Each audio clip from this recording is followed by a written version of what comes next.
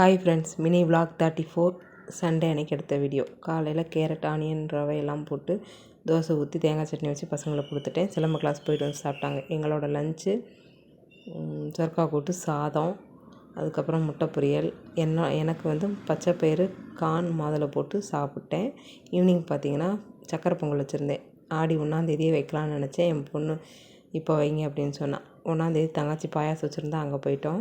அதனால் இன்றைக்கி செஞ்சுட்டேன். இது வந்து நான் ரெடி பண்ண நெய். சூப்பராக மணக்க ஈவினிங் வந்து சக்கரை பொங்கல் வச்சு சாப்பிட்டாச்சு.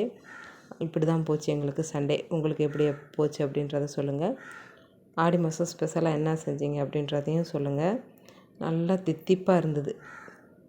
சக்கரை பொங்கல் சாப்பிட்டேன். வெயிட் வந்து கெயின் ஆகிருக்கு. வெயிட் லாஸ் வேறு போயிட்டுருக்கு.